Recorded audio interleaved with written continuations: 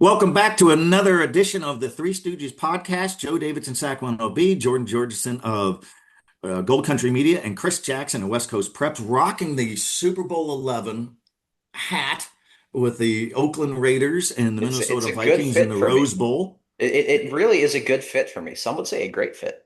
Well, and it's not a good fit for our judge friend who is a Vikings fan. He's such a Vikings fan, he says we. And he's such a UCLA fan because he's a UCLA graduate, allegedly, that he says, hey, we got to make more stops when he's watching the women's championship. So it's all about we with that guy. That's what I makes mean, him a but bad and who fit. but who won this game? In my first life, I remember the Super Bowl vividly. Oh, 32-14. The Raiders won. Willie Brown, Fred Biletnikoff MVP, Yeah, Ken Stabler, Clarence Davis. The Vikings 0-4 in Super Bowls haven't been back, and that's on them. it is. And thoughts and prayers to those who continue to push for that good fight. But anyways, lots to talk about today. We're going to talk some high school baseball, high school softball, big on the Sac-Joaquin section here in Northern California. We have two name athletes from Placer County, former Sacramento Bee Players of the Year, recognized also by West Coast Preps and Gold Country Media. Mark Lavinarov of Sacramento State out of Rockland High School's in the transfer portal. We'll talk about why. And then Harper Peterson, the greatest player out of Whitney High School and Rockland, went to Stanford. You are quite the student athlete when you get recruited and sign with Stanford. She's on the move. Neither one of these, and we'll talk about this later, but neither one of these mean that they're quitters. Sometimes it's just not a good fit. It's just the way it goes. Um, Tyler Ritter of Roseville Tigers had an incredible masterpiece pitching performance. We'll talk about that. Chris Jackson's going to check out some big time softball. Central Catholic of Modesto hosting the Del Oro Golden Eagles. Jordan, but let's start with you, Jordan. Daniel Susak, he's with the San Francisco Giants. He's out of Jesuit High School. He's a Roseville, Placer County product. He's off to a sizzling start. First guy in eons to get hits in his first five at bats. Catcher for the Giants. He played for the Lincoln Potters, the summer collegiate league that you covered really well over the years, Jordan. He was a member there, and you talked to him quite frequently. What was he like then, and how cool is it to see a homegrown guy doing some great things, and he's just a young guy getting started, but he's off to a promising start. I mean, it's awesome to get to see him get to be on this stage. His personality, I mean, believe it or not, he was almost the exact same back when he was with the Potters as he is when you see him getting interviewed by NBC Sports. All business, but at the same time, just you could see kind of the flares of his personality. You can see where his brothers, who both played in the MLB, or his older brother who played in the MLB, and I think cousin, both rubbed off on him there. But I mean, tremendous start for him. He spent 3 seasons with the Potters, and if you want to know how good he is, for the longest time, he was the only player in Potters history to play for the team while still in high school. He was going into his senior year at Jesuit, but that changed this last summer when they had two high schoolers, Aiden Diome, who's going to Arizona, same place Susak went, and Mason Belding, who's committed to LSU. So, hey, if you're still in high school playing for the Potters, you're in pretty good company with what they've got. But I mean, tremendous time. He batted 444 with the Potters. In his time there, 7 home runs, 43 RBIs. And I know some people are like, only 7 home runs and 43 RBIs. Well, it's summer ball, and he was playing at Arizona. So realistically, his summer ball season wasn't starting until end of June or early July, and it's over in a month. So you got to think that's maybe 30 games a season. I know his last year with the Potters, he was only there for a little bit because I want to say he went to the Cape Cod League at one point. But I know he had other commitments going on. So if you're looking at that, that's maybe a 55, 60 game sample size tops. So if you're doing that in 60 games, you're looking pretty good. And a great start to the season, 6 for 7. Um, couldn't ask for much of a better start. 2 RBIs. He had both of those last night, scored a run, drew a walk. He's reaching pace as much as you could really ask for a rookie. I'm not completely shocked by this. He's hit well wherever he's gone. And if you want to know if he's still true to his roots, I came last season when he was in AAA with the River Cat or with the Aviators, the A's AAA team, playing against the River Cats. I was covering that game and didn't even realize it at the time, but I happened to be wearing a Potter shirt, and he walks by me and just says "Potter up" as he walks by. So still remembers his roots. Family is still all around the area. Yeah, I think his family stole the show though in his debut with his little nephew. Maybe not so happy about that first hit. I don't know. Maybe he had the Mets winning that game or had the Mets pitcher in fantasy or something. We've all been there though, but it's awesome to see a local guy do this. And I mean, the Giants have their pick of the litter of local guys now, and we've got some Sac-Joaquin guys making noise over there. But cool to see him get to do this, play for the same team his brother got to play for, and it's kind of, I'm sure it's a full circle moment for him getting to make his debut there. It's really cool. And Tyler Soderstrom is out of the 209 down south is with the A's. I see you rocking the A's hat. And here's I ran a story in the Sacramento Bee about a week and a half ago, right during opening week of Major League Baseball. And we have several guys from the immediate Sacramento area who are in the big leagues. It's so hard to make it in the big leagues, not to stress the obvious, but Dylan Carlson out at Elk Grove High School is an outfielder with the Chicago Cubs. His father, Jeff Carlson, great coach at Elk Grove High, had a whole bunch of guys make it to the big leagues. Mauricio Dubon is with the Atlanta Braves, a utility player out of Capital Christian, now Destiny Christian. Derek Hill, also out of Elk Grove, is an outfielder with the Chicago White Sox. Reese Hoskins out of Jesuit and Sac State with the Cleveland Guardians. He's a slugger, first baseman, designated hitter.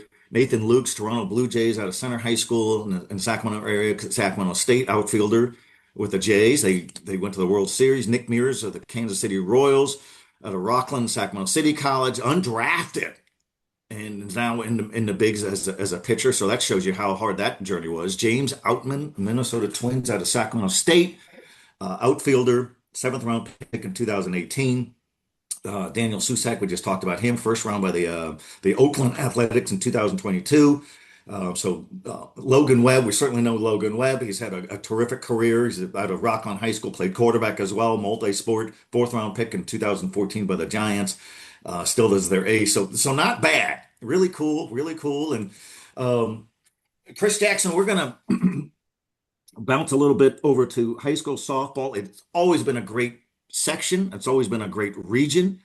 For softball, we have so many four-year starters over the years, and they go to the biggest colleges, and sometimes they become Olympians and all that. And you're going to Modesto today to check out the Del Oro Golden Eagles of Placer County taking on Central Catholic. What a great showdown and cross-sectional thing. But softball looks like it's as good as it's ever been with some of these storied programs, and you're going to check out two of them today. I think this year again, the Sac-Joaquin section is going to have the number one seed in the NorCal D1 playoffs here in a month and a half. Right? I know it's only April 8th. Those playoffs don't start till I think June 2nd. The brackets are at least, May 30th, May 31st, whatever day it is. But with Destiny Christian going to St. Francis of Mountain View, who's number 2 in NorCal, 9-0 now.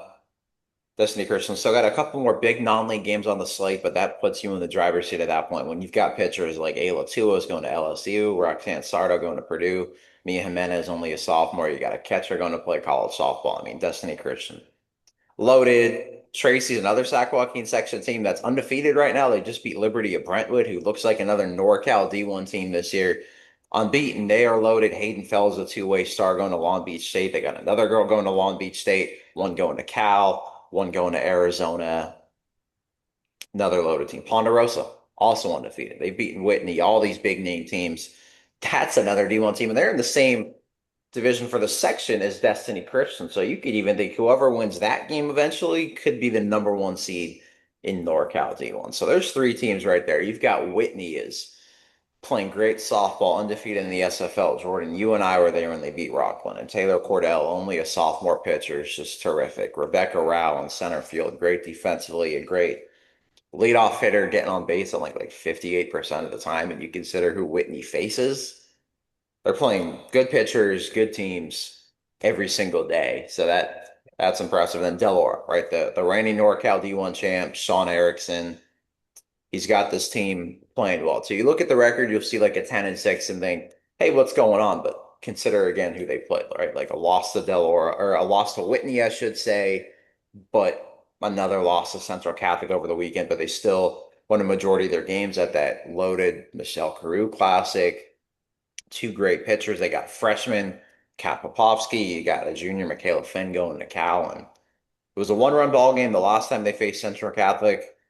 Who knows, this time going out of Modesto, maybe a second time to the charm, right? You've seen them once. You always trust the Sean Erickson team. You always trust the defending NorCal champion to figure that out. But Central Catholic's no slouch either. You've got one girl going to Florida, Samantha Nichols, whose mother's the girls' basketball coach. And Samantha was a great basketball player for a team that went to a section final. You've got Maddie Harrison going to Sac State, so they're loaded too. But I mean, this region, when it comes to softball, I just named a few teams, but you've got Elk Grove is loaded. Sheldon's got two D1 pitchers, and they're loaded again. And Cosumnes Oaks is young, but they just picked up a big win over Sheldon last week. Franklin just beat Elk Grove last week. So look at that alone. Rockland's got Peyton Pryor as a pitcher. Cat Alston's going to Iowa. That team, I think was it the first at bat of that Whitney game? Cat Alston just smoked a home run, right? So it was, you see what they've got. Oak Ridge, about a 500 team this year. I mean, surprising considering they've won, what, 3 section titles in a row, been in 2 straight NorCal D1 finals. But again, consider the competition and all of that stuff too. So the Sac-Joaquin section is definitely the Mecca when it comes to high school softball right now. And Northern California, and looks like again we'll have another year where there is that #1 seed in NorCal comes from this very region. Right now, it's Destiny Christians. Destiny Christians in the driver's seat. Maybe that changes to a Tracy. Maybe that changes to a Pondo. Who knows what a Whitney does the rest of the year? Maybe they make a run at the Livermore Stampede this weekend and kind of show the world maybe they've got a case too. So it's as good as it's ever been, and I think it's only going to get better too. Because when you look at this young talent, nationally ranked players at Elk Grove, some girls that competed for a national title in middle school, Kate McCartney at Ponderosa's got 11 home runs as a sophomore already, and it's April freaking 8th. And it's not like Pondo's playing so pitchers. They played some like legit arms at a lot of their games, right? So that's another thing that's impressive. That it's only going to keep getting better out here, I would say. No, and it just continues year after year. The 4-year starters, high school girls don't transfer. I mean, it's very rare, and they stay and they're anchors at one school. And Aaliyah Tua of Destiny Christian's already one of the all-time great players, power pitcher, going to LSU as a slugger, 3-time B Player of the Year. Just remarkable. Good kids. A lot of these are such great kids, and this is why it makes sense to have a NorCal tournament because these teams play each other.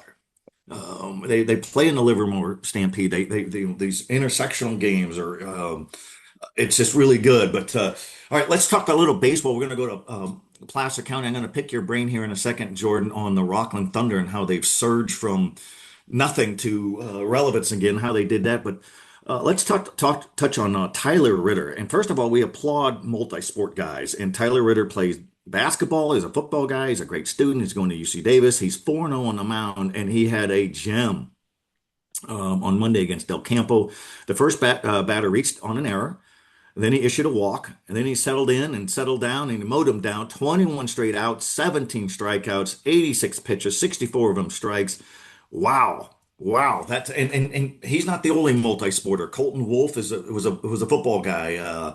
Austin Chang, we remember him. He's the one who had the what turned out to be the winning baseball hit in the section baseball championship last spring at Hughes Stadium. And then he's the hero in football when he kicks the field goal in the closing seconds to beat Manteca or beat, I can't remember who they beat, but they won the section football championship for the first time since 1987. So cool to see, multi-sporters, and they've got some youth for Coach Elia Garcia for the Roseville Tigers. They got sophomore Cash Fisher, another sophomore, Brendan Jordan, and freshman Brett Rager. I mean, how about that? And then they have a freshman reliever, Blake Connors.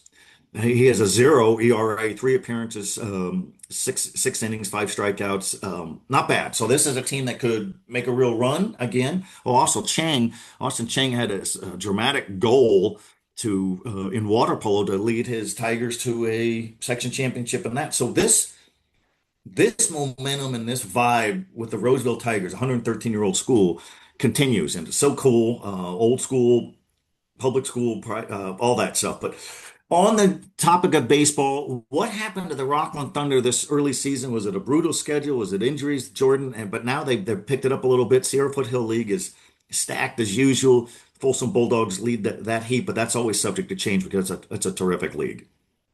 Yeah, this Rockland team is a team that if you wrote off, be ready to check back in on them, because I don't think this is a team that's going anywhere. And I mean, Chris, you were there yesterday with me at Whitney. It's not the most surprising thing either to see what this team has done. That one, they faced a tough schedule to open the season.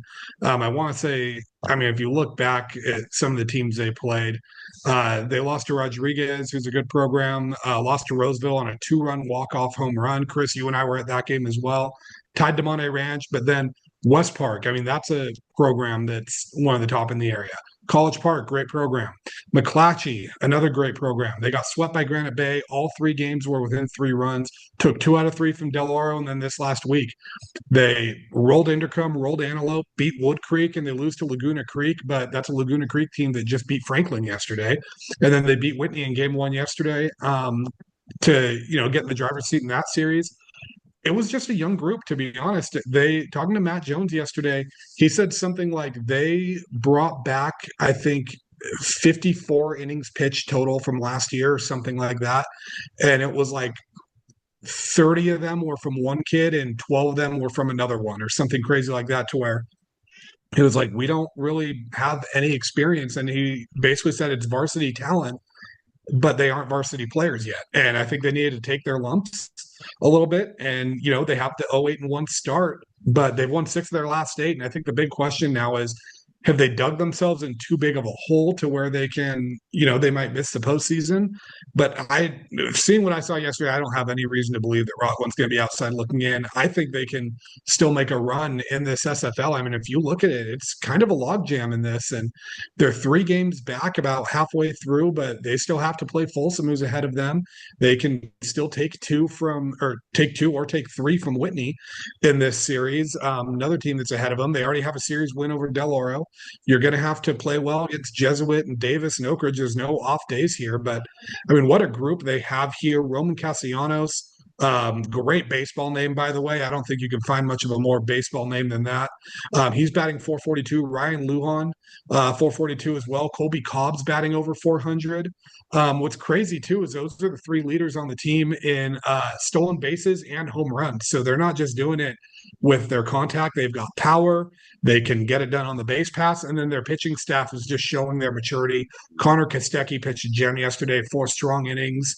He's kind of evolved into their Monday starter, he was telling me, which is kind of a different set of pressure on you because you're setting the tone for the series and for the week. And a bad Monday or I guess in yesterday's case, it was Tuesday because of the holiday, but a bad Monday can roll over into a bad game on Wednesday or Thursday. And, there's a little extra pressure when you're the guy opening up the series. So seeing that is steady performance out of him is huge. They have Travis Evans, a sophomore. He picked up, I think, 2 RBIs yesterday. He has 10 on the season. This is a team that's starting to wake up at the right time, and I don't see any reason to believe that this Rockland team isn't going to be in the mix. I mean, you don't win 3 straight SFL titles. I think it was either a share or outright 3 years in a row by accident. Matt Wells is a tremendous coach. He is, I mean, one of the top in the area, great baseball mind. He's worked in the college ranks as well, just a great staff around them. And I mean, Rockland's a baseball town. They've got guys up and down it.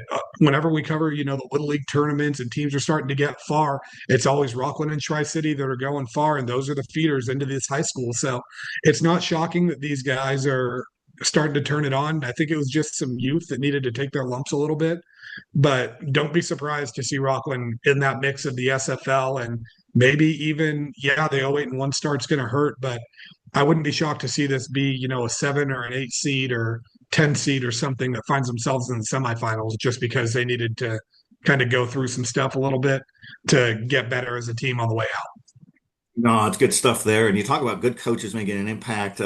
We've seen it in football at Folsom. We've seen it in basketball in Folsom. And Sal Rivera's doing great stuff for the Folsom Bulldogs. They're in first place in the Sierra Federal League. They lost to Jesuit 9-0 in an opener of a three-game series and then won the next two games.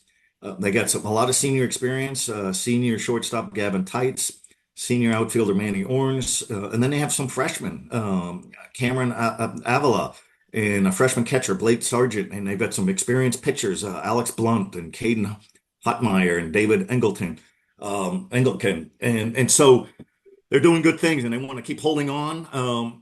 Granite Bay, great coach, one of the all-time great in this region, and Pat Esposito. He's got a lot of youth. Chris Jackson wrote about some of that in during the Boras Classic and after.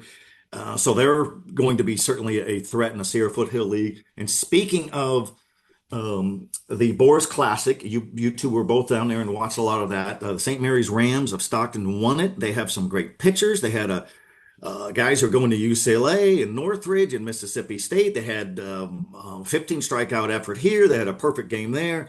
Chris Jackson, how good are these Rams? They have one local loss in the section. That's to Elk Grove, top ranked by the B, top ranked by West Coast Preps. But the Rams have been around for a long time, and it looks like they're going to be a title contender again. Yeah, 2 years ago they won the section crown, went to that NorCal D1 final last year, section finalists again, Boras Classic champs. A lot of that core is back. One of the kids, Brady Ericart's now at Cal. He was an elite shortstop, especially defensively, but their pitching staff, they've got like three number one arms, is what their head coach, Jason Lindholm, said after one of the games. There's no other team in Northern California. I've looked as far as I can, any squad that's got this many dudes in the pitching rotation in terms of Nico Bavaro is going to UCLA. Gianni Camacho is going to Cal State Northridge, and Dax Hardcastle is going to Mississippi State. And then also, who pitched the championship, Jeremy Krause, is going to George Fox. Loaded. Dax Hardcastle is getting pro scouts watching him all the time. Just wrote a story on that and what he's doing. There was 13 scouts at their preseason scrimmage to watch him. He's an elite hitter too. He had 15 strikeouts in one of the Boras Classic games, hit a home run off the scoreboard. In left field especially too, where we've seen a lot of times where that wind really kind of pushes it in, and it was very quiet off the bat. And I'm like, oh, just a routine fly ball. It all of a sudden, scoreboard, boom. Another Dax Hardcastle home run, but that kid's a pro prospect, signed with Mississippi State. Whatever he chooses, you freaking know that future is bright. There were scouts watching him there again, and they were right behind me, right next to me, recording them, taking down notes, and a few of them had some pretty good things to say about Dax. And then Gianni Camacho threw the perfect game in those semifinals of that tournament. Nico Bavaro was just tremendous. He's been doing this for years. He is another one of those aces in that mound, and it's a loaded squad. They're just perking up at this time of year like they did last year. Last year, I want to say they started at like 3-4, 4-4, 5-4, whatever it was, won the Boras Classic, and everything just changed. They got great team chemistry, and they won the Boras Classic in the craziest way I think I've ever seen. I think my wife jokes with me when I come home. I'm like, oh, that's one of the craziest games. She's like, you say that all the time. I'm like, I don't know. This one kind of qualifies, right? Because it starts at 7:50. St. Mary's goes up. Granite Bay goes up 6-2. Then it's 6-3 in the bottom of the seventh. Then a pitch discrepancy. One team's got the pitch count below 110, but then St. Mary's in the Boras Classic, I think, have it at 111, right? So there's all the stock, the Empire Stock Boras Classic officials come up. What do we do? So then they just let them do the pitching change at 6-3 after a sacrifice fly, but kid had also still exceeded the pitch limit, right? Before going into that at bat. So they say, hey, just make the pitching change, should be good. But St. Mary's goes in and says, hold on a second, like step out of the box. Another 5-10 minutes goes by, and St. Mary's also, I was standing on their side there on the third base line, and they didn't want to forfeit. When there were a lot of people saying, I think that's like an automatic forfeiture, they get the forfeit, win the championship. But St. Mary's also didn't want that. They would rather play the game. They were confident in who they were, and their energy was never down. Even when they were down 6-2, their energy was still the same. They were still having a great time in the dugout, yelling as baseball guys do, joking around. And so anyway, all that happens. They go back before the limit's reached. It goes back to 6-2 before that sacrifice flying RBI. The Granite Bay pitching change comes in. St. Mary scores that run back. Then they tie the game 6-6, goes to extra innings, goes to an eighth inning, goes to a ninth inning. They get a guy on base, bunt that guy who's on first over to third because nobody's covering third base. And then another bunt just goes past the pitchers, I think left hand. Run scores, St. Mary's wins. I think it's like 11:45 at this point, right? In the Boras Classic Championship. And thank goodness for St. Mary's. Their spring break had just started. They had no school the next day, which is good for them because they had a weird schedule with this where they played one game Tuesday, but then rain came in Tuesday night, so they could not play that quarterfinals game. They came back up for what an 8:30, 9 a.m. first pitch, whatever it was, in the quarterfinals. Then they drove back to Stockton, came back up and played at 7 p.m. that night. Camacho, there was a perfect game. Then they come back the next day in the championship after school and all this craziness of pitch discrepancies and going down, a run going on the board, taken back off because of what was agreed upon, and then still coming back. It was when you watch stuff like that, it just kind of feels like, hey, it's meant to be for this team. And when you look at their roster, you look at their chemistry and everything else, there's no reason to think why St. Mary's isn't going to be playing, not just in a section championship, but playing on June 6th when that season ends in the NorCal Championship. Yeah, no, and those are some great teams, and they've been so good for so long. I remember some of their section championship showdowns against the Jesuit Marauders and the Elk Grove Thundering Herd, and the coaches have come and gone over the years, but they continue to roll. And Tony Franks, the fantastic football coach, just won a state football championship, girls basketball in the open division, another section championship. So a lot of good things going for the Rams. And no, it's interesting. Let's talk transfer portal for a moment. We have Harper Peterson, former Sacramento Bee Player of the Year, greatest player in Whitney Wildcats girls basketball history, a scholar, a versatile player, a good person, goes to Stanford, which tells you what kind of student athlete she is to get into Stanford. Enjoyed her time there. There were four high school teams from the Sacramento area that went down to Stanford games just to check it out, and she was an unofficial host of sorts. That's just who she is, and talked to the student athletes and was gracious with her time. She's looking to move on. Doesn't mean she's a quitter. Sometimes it just doesn't fit. And it's just no different than employees working in companies. Sometimes it doesn't fit. So I think she'll land somewhere, certainly. She was a big recruit. She'll remember her Stanford time, and they'll certainly remember her. We also have Mark Lavrov out of Rockland High School as our Sacramento Bee Player of the Year a year ago. And as a true freshman, he signs with Sacramento State. He signed with the previous coaching staff. New coach Mike Bibby, the former Sacramento Kings guard, inherits him, likes what he sees.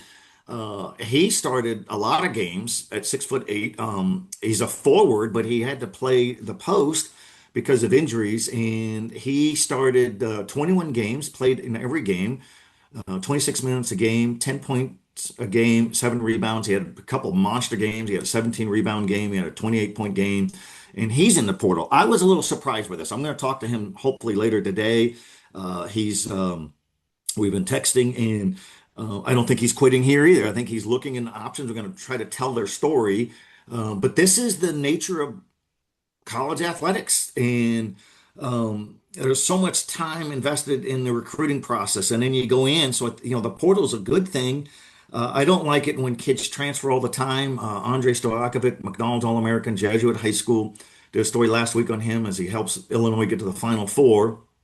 And he goes to Stanford, then he went to Cal, then he went to Illinois. Now there's rumblings he may transfer again. Maybe, I don't know if that's just a lot of transfers. I'm not sure he's quitting, just trying to find a good fit. But here we go. And Jordan, I'm going to toss to you.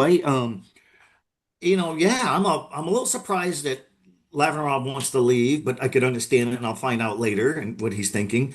But much like Caden Pinnick out of Del Oro, and he was a freshman All-American at UC Davis, and now he's transferred up to Washington State.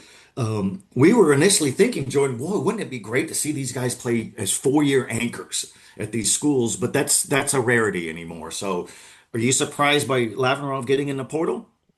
I'll say I'm surprised by when he's getting in the portal, not surprised that he's in it, because at the end of the day, the transfer portal was made for athletes to find better opportunities for themselves. And I mean, Mark Lavinov certainly proved himself in that first year. I mean, he was a 4-year varsity starter in high school at Rockland. I think he's the program's all-time leading scorer and rebounder as well. And I mean, he was getting comparisons for Brendan Lane, who ended up playing at UCLA and overseas. So good company to be in. But I'm a little surprised that he's entering after his freshman year. I mean, he had a great season as a true freshman. You don't often see true freshmen coming in and making an impact right away, especially at a program like Sac State, where let's face it, the mid majors to stay competitive kind of have to go to the transfer portal a lot and pick up guys that are polished that have been playing. So to get on a roster as a true freshman is already hard enough, let alone to have 21 starts and play in all 31 games. I mean, that's almost unheard of.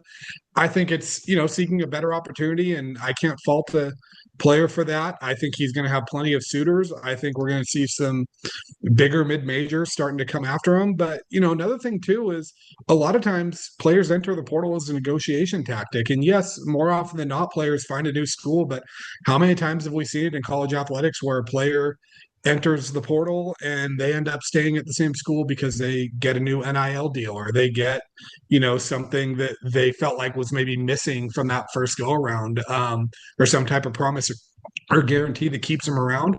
I wouldn't necessarily rule that out, because when I had talked to Lavernov during last season, he was happy at Sac State. He had chosen there because he wanted to stay home. He wanted, he enjoyed playing for Mike Bibby. Mike Bibby spoke highly of him. He told us, Joe, it only took him 3 to 4 minutes to figure out that he wanted to keep him on this roster after watching a workout with him. So, I mean, he's a good fit there, but, you can't fault a player for looking at maybe what other programs have to offer you. I mean, just with his size, with what he's done, I'm certain the Big Sky is going to offer him. I'm certain he'll get some Mountain West offers. He could even get a couple power program offers, depending on what teams are looking for. So I think I would have been surprised if he had stayed all 4 years at Sac State, but I did think we might have gotten another year of him staying local. And then Harper Peterson, another one where she hasn't seen the floor much at Stanford. So, sometimes it's just a case of trying to, go where it fits, go where you can get more playing time. I know Stanford, there's a lot of rumors swirling around that program right now. I think half the team is in the portal. But I mean, Joe, you said it. She's been an ambassador to some of the local high school teams. How many times have all three of us had to almost wait for an interview with Harper after a game because she has mobs of little kids around her when she was at Whitney, all asking for a picture, a hug, or a high five, or I think a couple autographs. And Joe, I think you might have gotten an autograph or two. And Chris asked for a picture. I got, a game used shoelace or something. But it's she's always been that type of player to make the time for everyone. She's definitely not quitting on Stanford and not quitting on getting a Stanford education. I think she's going to have plenty of suitors from the portal. She's going to end up at another power program. She was an 87th player in the country, according to ESPN, in high school, 4-star talent. Plenty of teams are going to want a piece of what Harper Peterson can offer. You don't find a lot of 6'3" sophomores with not a lot of playing time and, just kind of eager to prove themselves. Her high school tape speaks for itself. Comes from an awesome family. Her dad played basketball at Gonzaga back in the day. And they've been awesome to all media throughout the years too. Always thankful of stuff. And I'm excited to see where she lands, because someone's going to be getting a real gem when Harper Peterson signs. Well, and great stuff on I remember doing a profile on her, and she spoke more about her teammates and her coaches and the kids that she mentors and visiting the elementary schools and those kids coming to her games than she talked about herself. And that's not some act. That's just who she is. And so a tremendous goodwill ambassador and great spirit about her. Tremendous work ethic, wants to be good, wants to be great. Same with Mark Laveral. What you and I have talked about this, Jordan, and you go to a Sac State game or practice, and he's the one guy who's going to stay after to keep working on his shot, because he just has that in him, or that drive, and great parents as well. And some of these kids are molded by such terrific parents. We talk about helicopter parents or pushy parents, not with these families. They seem to get it. Um, I think the Peterson family was thrilled that Harper's down at Stanford. I think they could see this is big time basketball. It's hard to get on the floor, and sometimes if the culture isn't there, there's a reason why there's a lot of transfers coming out of Stanford. I think the program's lost its way a bit. They haven't been in the national spot like they've been in before. It's a tall order to replace Tara Vanderveer. So it'll be real interesting to see what happens there. I don't know if we have any more student athletes in the portal. Um, It'll be interesting to see what happens with the portal later on. And sometimes people talk about high school as the portal season. It certainly is in the LA City section. You see these kids transferring all the time. We haven't seen it so much here.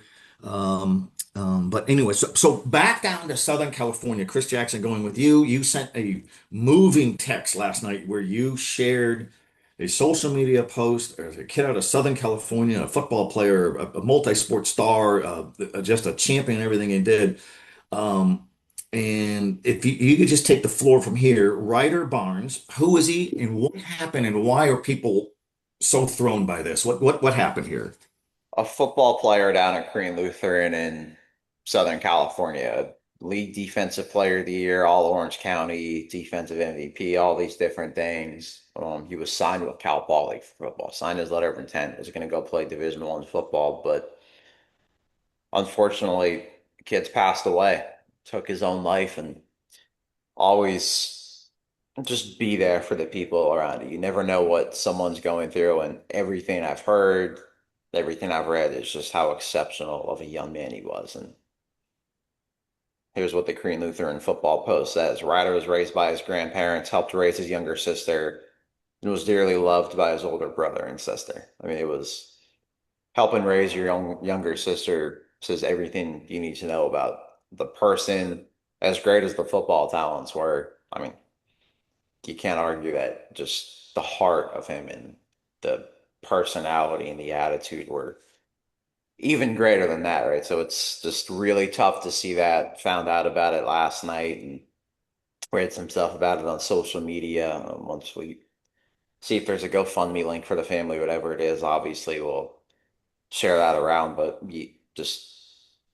it's tragic, right? Hate to see, especially young people pass away, right? We've dealt with a tragedy here in the last 2 months at Christian Brothers with Jaden DeJesus Eves, and what an incredible young man he was. I'm just going to stop by there tomorrow, talk to some of their players, and really just kind of remember the kid now, almost 2 months later, right? And remember who he was. And to see news like this too is just heartbreaking, right? I can't imagine what the family's going through, the program's going through, friends are going through it. It's awful, right? Just absolutely awful. No, and it's the Christian Brothers freshman died in his sleep after a basketball game in Auburn playing the Placer Hillman. Wonderful kid. Everybody loved him. The whole basketball community was thrown when we did our Sacramento Be All Metro basketball team last week. I did a special recognition and said that he was on his way to a all Metro career. So we put him as a on a special recognition. I thought was the least we can do. It's so sad. And you talk about mental health and well, how can a kid, like Ryder Barnes down in Southern California, he's got the world in his hands and he's going to go to Cal Poly and play on full athletic scholarship. He's a student, a scholar, a good guy. What happened here? They'll find out that what kind of pressure he was under.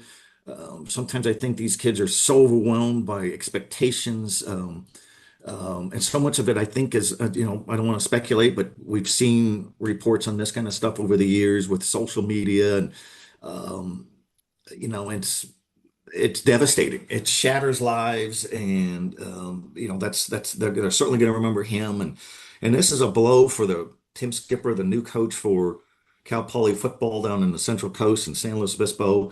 To not have a recruit come in for this reason is terrible. He's reached out to the family. He's a good human, decent guy there, but no, it's really unfortunate. And I think you're right, Chris Jackson. We need to keep an eye on everybody. We don't know what people are going through. We got to be mindful of that. High school is supposed to be the time of their life, on top of the world, but there's pressures, and I remember talking to Brian Kilby, the terrific student activities director down at Franklin High School in Elk Grove Unified, the baseball coach, championship guy, championship coach. And about 5 years ago, they had a one of their top students, a girl who was going to any college she wanted as on academic scholarship, and she took her own life just weeks before graduation under the relentless pressure of her parents to be even more exceptional. And so that shattered that school. Could you imagine going into graduation week with that horrible thing? So expectations are heavy. And, sometimes these student athletes are so mature in so many ways, but they're human. They're very human. And I hate to sign off on such a downer note on that. Real quick, let's kick it around a little bit. Jordan, are you going to a game today, tomorrow? What's on your radar? Chris Jackson, we know you're going to check out some softball. Central Catholic hosting the Del Oro Golden Eagles, but where are you guys headed? I'm going to be in Placer County today and checking out interesting SFL baseball series with Del Oro and Granite Bay. This one, I mean, one, it's a great rivalry, so always throw the records out the window.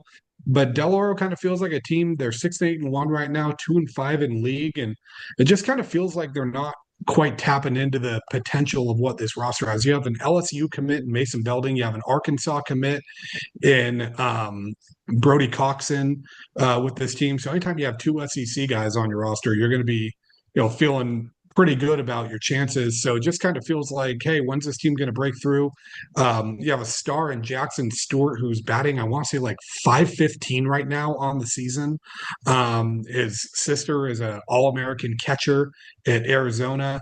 And it just, this Del Oro team that won a section title last year just kind of feels like they're not quite kind of living to the potential that we're expecting. Another stat marvel deal, Nico Busalacci.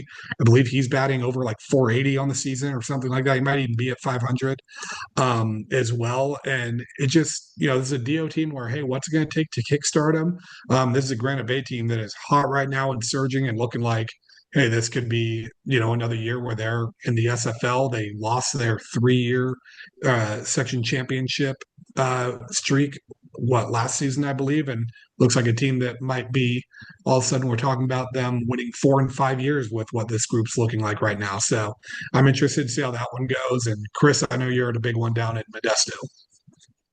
Yeah, I mean, super excited about that. All the talent, the coaching. These are two teams that will be playing whenever the section championships are, probably May 24th, 25th, whatever that weekend is.